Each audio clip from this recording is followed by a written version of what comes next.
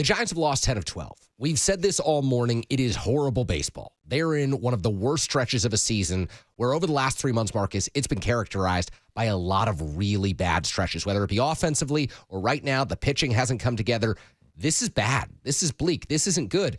But at the same time, I think the Giants as an organization, the Giants ownership group, Buster Posey, the president of baseball operations, owes it to this fan base and owes it to Major League Baseball to go in each season. There are folks who say rebuilds are good, rebuilds get you reset. I'm of the belief that when you're a franchise that sees itself as a top 5 franchise in Major League Baseball, which the Giants view themselves as, they view themselves as one of the jewel franchises across this sport, that it is your obligation every single year to do what you can to win.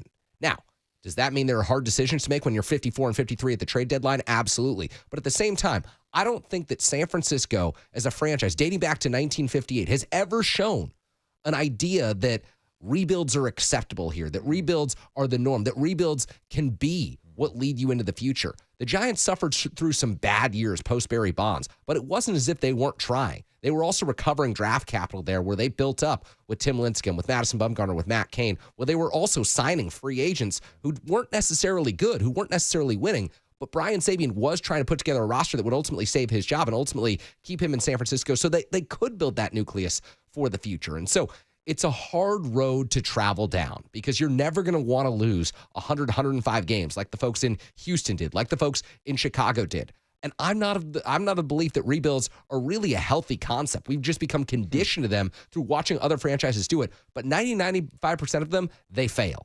And so are you okay with losing 100 games without ever knowing if your team will ever be good again? I don't think that's an idea that Giants fans would actually be amenable to when, push comes to shove, when the rubber hits the road.